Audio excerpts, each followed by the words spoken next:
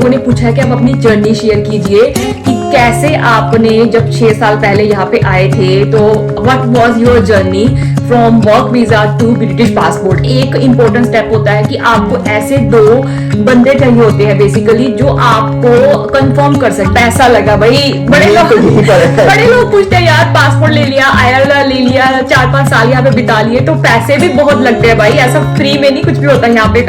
Hi guys, welcome back to our channel Richa and Saurav World. Thank you so much from both of us. Instagram में बहुत सारे विशेष आ रहे हैं, YouTube में बहुत सारे विशेष आ रहे हैं, तो it really means a lot. जो बीबी बाबा बज रहा है ना, एकदम दिल खुश हो जाता है देखते हुए। तो सबसे पहले हम लोग कवर करने वाले हैं कि लोगों ने पूछा है कि आप अपनी जर्नी शेयर कीजिए कि कैसे आपने जब 6 साल पहले यहाँ पे आए थे तो what was your journey from work visa to British passport. क्योंकि लोगों को ये बहुत कंफ्यूजन है कि 6 साल में वीजा कैसे पासपोर्ट कैसे मिल गया आपको। तो ऐसा पॉसिबल है guys, yes this is possible. ऐसा नहीं है कोई भी हार्ड एंड फास्ट रूल कि आपको 10 साल बाद ही मिलेगा, हर एक वीजा कैटेगरी के ऊपर डिपेंड करता है। तो लेट्स स्टार्ट पॉइंट नंबर 1 कि हमारी जर्नी कैसे स्टार्ट हुई थी। तो करेक्ट, तो यार हम लोग ना डायरेक्टली जॉब के बेसिस पे आए थे। तो डायरेक्टली मेरे को यूके में एक जॉब मिली और मैंने इंडिया से ही वीजा लगवा के आया। उस टाइम पे वीजा का कैटेगरी का नाम था टायर 2 जनरल वीजा। राइट, हम डायरेक्टली मतलब वर्क वीजा पे आए हैं। इसकी कंपनी ने बेसिकली इसको इंटरव्यू किया था इंडिया में ही और दे ऑफर्ड अस कि आप लोग लंदन जाके काम कीजिए and visa they offered us that was tier 2 visa. आजकल उस वीजा को बोलते हैं स्किल्ड वर्कर वीजा। बहुत सारे लोग उस वीजा पे अभी भी आ रहे हैं जो बड़ी बड़ी एमएनसीज कॉर्पोरेट कंपनीज में आते हैं, उन लोगों को पता होगा। आईसीटी वीजा की रिस्ट्रिक्शंस क्या थी कि आप ना जॉब नहीं चेंज कर सकते, और अगर आप यूके में 10 साल आईसीटी वीजा पे ही रह गए तो आप सिटीजनशिप के लिए अप्लाई कर सकते हैं। तो आईसीटी वीजा आ जाता बाद में रिन्यू करना पड़ता था उस टाइम पे, मतलब 2 साल 3 साल या 5 साल बाद लोगों को रिन्यू करना पड़ता था। या फिर आपको ऐसा कोई ऑप्शन मिल जाए कि आप आईसीटी वीजा से हटके आप दूसरी वीजा कैटेगरी में आ जाओ जिसमें वो पॉसिबल हो सके, बट उसमें ऑलरेडी आपके 3 साल वेस्ट हो चुके होते थे क्योंकि आईसीटी वीजा काउंट नहीं होता। फिर आपको अगर जनरल में शिफ्ट हो रहे हो तो वापस से काउंटर 0 से स्टार्ट हो जाएगा। तो that's the main point, but वो पहले की बात थी। अभी हम आज के सिनेरियो की बात करते हैं। तो हमारा जो सेकंड प्रोसेस था, हमने जब 3 इयर्स अपने टियर 2 वीजा पे कंप्लीट किए तो हमें वापस से कंपनी ने हमारा वीजा रिन्यू किया for the next 3 years basically.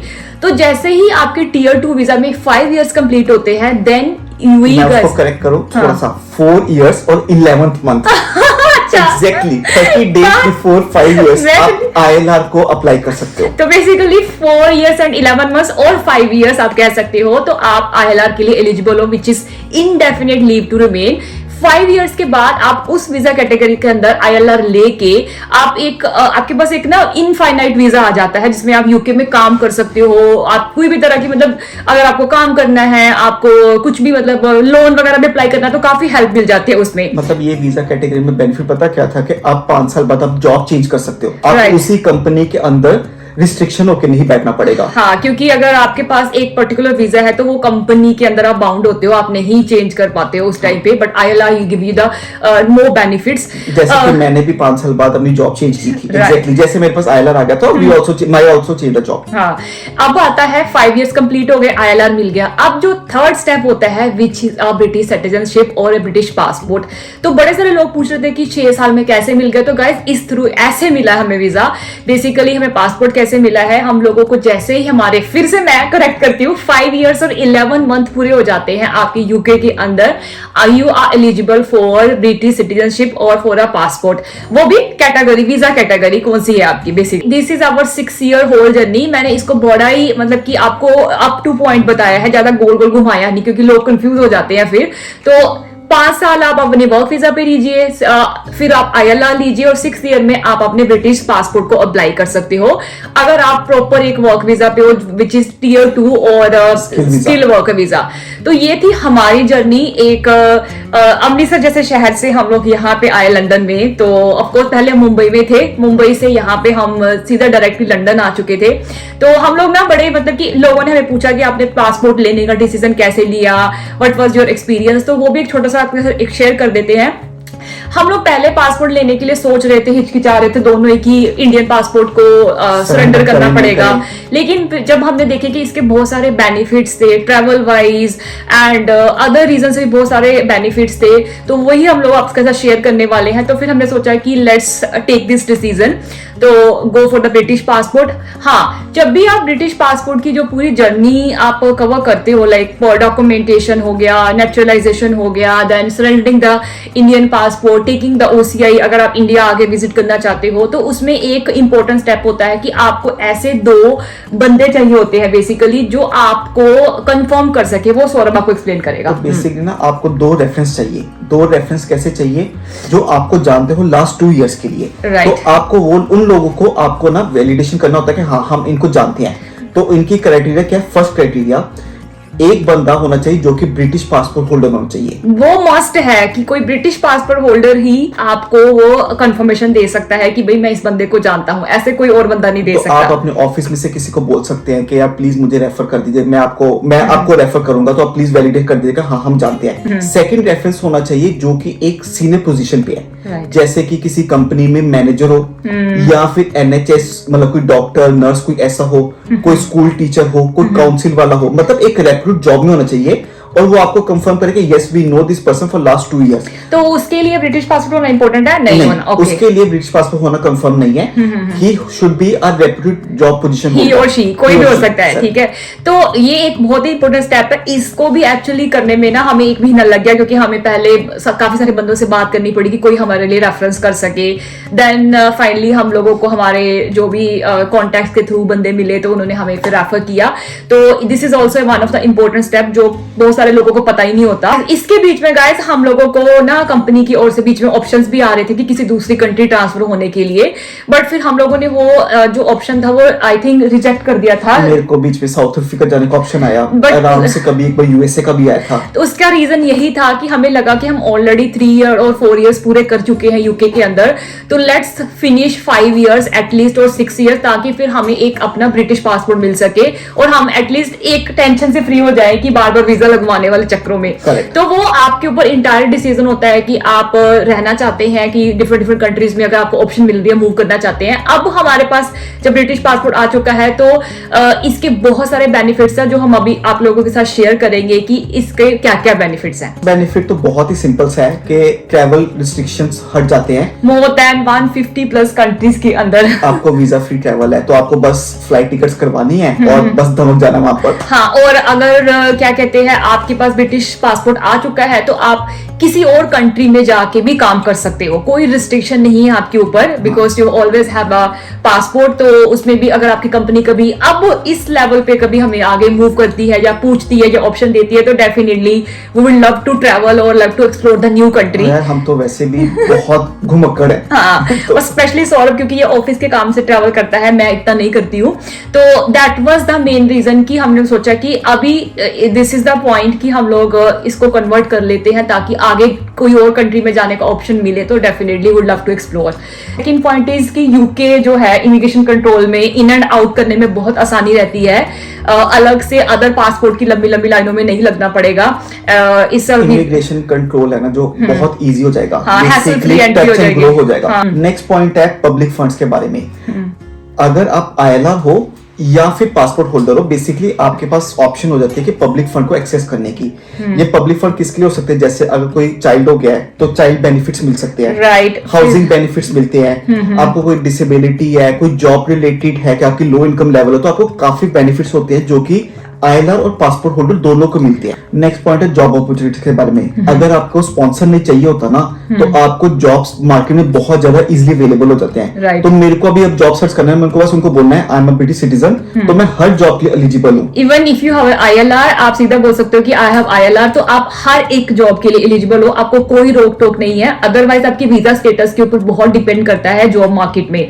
आपको ज्यादा अच्छे पैकेज ऑप्शंस मिलते हैं, ज्यादा अच्छी पोजीशंस अच्छी मिल जाती हैं, और मतलब कि जॉब के लिए काफी ज्यादा मतलब दरवाजे खुल जाते हैं आपके कि आप एक रिस्ट्रिक्टेड जॉब में नहीं रहते हो उसमें। मतलब इसके साथ बेनिफिट एक और बता सकता हूँ, अगर आप पासपोर्ट होल्डर हो ना तो आप डबल जॉब भी कर सकते हो। मतलब Right. वैसे तो मैं किसी को रिकमेंड नहीं करूंगा, बट आपके पास ऑप्शन है कि आप डबल जॉब भी कर सकते हो। आप डबल क्या ट्रिपल भी कर सकते हो। वो आपकी कैपेसिटी के ऊपर है कि अगर आप इंटरेस्टेड हो कि भाई आपको एक्स्ट्रा काम करना है या ओवर टाइम काम करना है या एक्स्ट्रा जॉब करनी है, वो आपकी करंट कंपनी या करंट मार्केट के ऊपर डिपेंड करता है कि आप क्या काम कर रहे हो ओरिजिनली और उसके अलावा आप क्या करना चाहते हो। आपके ऊपर कोई रिस्ट्रिक्शन नहीं है। अगर आपके पास ILR या फिर आपके पास ब्रिटिश पासपोर्ट है तो आपका जो चाइल्ड होगा बेसिकली वो डायरेक्ट एलिजिबल होगा ILR और फिर ब्रिटिश पासपोर्ट के लिए। उसके लिए अलग से कोई भी आपको प्रूव करने की जरूरत नहीं है, ही आपका बच्चा डायरेक्टली उस चीज को ले सकता है। एक एग्जांपल था कि किसी ने हमें पूछा भी था कि उनके पास स्पॉन्सरशिप नहीं है, तो उन्होंने किसी ने उसको रिकमेंड किया कि आप यूके आके बच्चा कर लीजिए, तो आप बच्चे के बेसिस पे यूके रह सकते थे। यार गाइस ऐसा बिल्कुल नहीं होता। ये बहुत ही मतलब कि फेक न्यूज है कि अगर आपका वीजा स्टेटस बिल्कुल भी वैलिड नहीं हो रहा है और आप बच्चा करोगे यहाँ पे आके और आपको वीजा स्टेटस मिल जाएगा, दिस इज कंप्लीटली रॉन्ग। हम इसके लिए कोई भी आपको नहीं बोलते कि एडवाइजेबल है चीज। जो भी बंदे ऐसी फेक न्यूज फैला रहे हैं ना, और मतलब आप प्लीज बच के रहिए।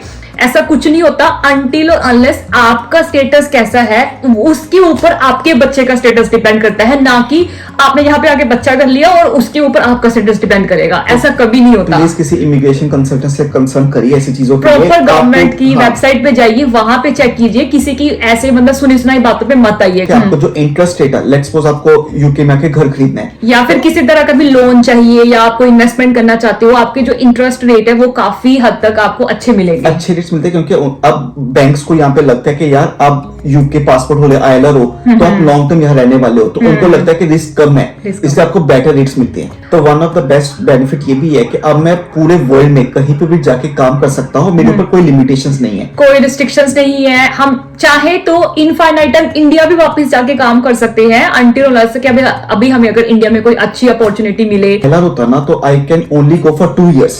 मुझे वापस 2 साल के बाद यूके वापस आना था ताकि ILR स्टेटस मेंटेन रहे।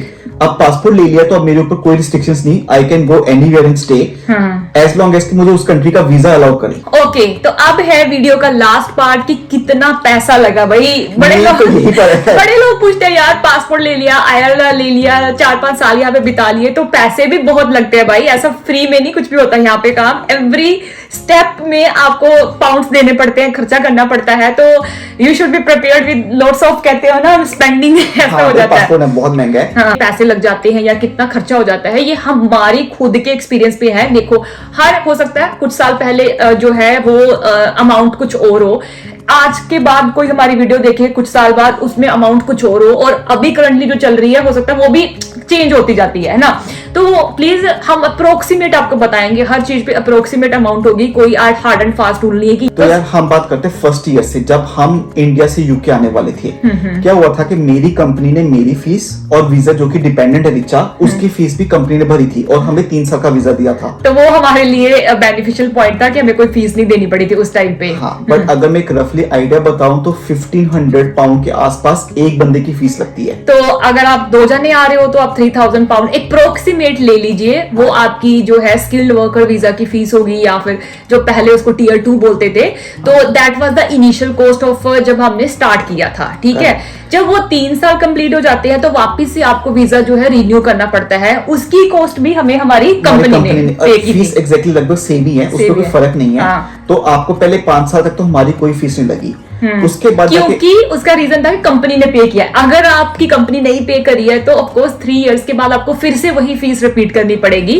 तो मेक श्योर कि आप अपना देखिए कि भाई आपकी कंपनी पे करिए, आप खुद पे करे हो। ठीक है, दूसरा ऑप्शन आपके पास ये भी है कि 5 इयर्स की फीस एक बार भी पे कर सकते हो। ओके, ऐसा भी होता है। हाँ, अच्छा, मुझे नहीं पता था। कंपनी के ऊपर है कि वो 3 साल का वीजा ले, 5 साल का वीजा, और आपके ऊपर, आप 3 साल लेना चाहते हो 5 साल, ये आपका डिसीजन है। ILR की फीस इससे भी डबल होती है गाइस। ऑफ कोर्स वो 3 साल का 5 साल का वीजा, ये आपका लाइफ टाइम वीजा होने वाला है। तो इसकी जो फीस होती है, जो हमारी मेरे टाइम पे फीस लगी थी, मेरी फीस लगी थी 2400 GBP पर पर्सन, एंड सौरभ की अलग से 2400 GBP पर पर्सन।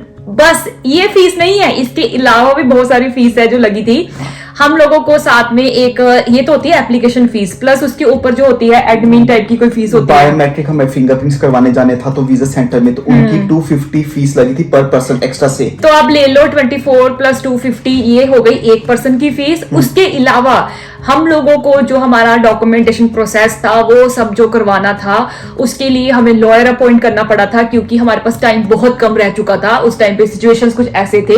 तो अगर आप लॉयर हायर करते हो उस टाइम पे अपने डॉक्यूमेंटेशन के लिए, अपने या फिर किसी इमिग्रेशन कंसल्टेंट को हायर करते हो, क्योंकि बहुत सारे लोग डॉक्यूमेंटेशन के लिए उन लोगों को हायर करते हैं, तो उसकी भी अलग से हमारी 1300 GBP पर पर्सन फीस लगी थी लॉयर ने जो हमसे चार्ज की थी। अगेन मैं आपको बताना चाहता हूँ, ये लॉयर की फीस ना ऑप्शनल है। हाँ। ये आपके ऊपर है, आपको लॉयर रखना है कि नहीं रखना। हाँ। हुआ क्या था कि हमारी कंपनी ने बोला था कि आप इस लॉयर को रखो, आपका प्रोसेस बहुत स्मूथली हो जाएगा। Right. तो हमने भी कोई रिस्क नहीं लिया। हाँ, इसलिए हमने रख लिया कि चलो यहाँ इतना खर्चा हो रहा है, वहां लॉयर का भी फीस दे देते हैं। हाँ। लेकिन ऑफ कोर्स वो आपके ऊपर है, कंप्लीटली डिपेंड करता है कि आपको लॉयर रखना है कि नहीं रखना। बहुत सारे लोग खुद से अपना प्रोसेस कर लेते हैं, that's not a big deal. ज्यादा डिफिकल्ट नहीं है। बेसिकली स्टेप में गवर्नमेंट की वेबसाइट पे जाइए, सारा step by step process follow करें, आप कर सकते हैं। एंड उसके अलावा हमारे साथ एक और चीज हुई थी, हमें प्रायोरिटी बेसिस पे वीजा लेना था ILR, क्योंकि हमारे पास 2 या 3 महीने ही बचे थे, अदरवाइज हमें यूके छोड़ के जाना पड़ता।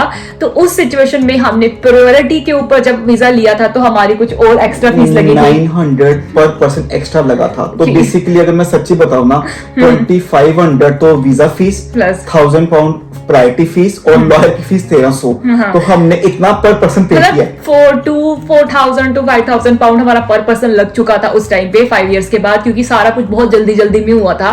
तो रिस्क नहीं लेना चाहते थे, इसलिए सारा काम जल्दी से फिनिश करना था। तो that was our case, not in every case. ठीक है, अब आते हैं 6th ईयर पे, जब आप यूके पासपोर्ट के लिए अप्लाई करते हो तो पासपोर्ट की फीस सौरभ एक बार 1 by 1। तो देखो, उसका पासपोर्ट के लिए पहला स्टेप है नेचुरलाइजेशन का।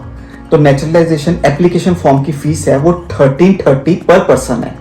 1330 फिर हाँ। से GBP, मतलब हर चीज जो है वो 1000 के ऊपर ही रहेगी गाइस। तो मतलब तो बेसिकली 2660 तो हमने सिर्फ नेचुरलाइजेशन एप्लीकेशन की फीस भरी। Right. उसके बाद बायोमेट्रिक एप्लीकेशन करवाने गए थे तो उसकी समथिंग 250 फीस लगी थी। तो वो भी 250 इसकी लगी।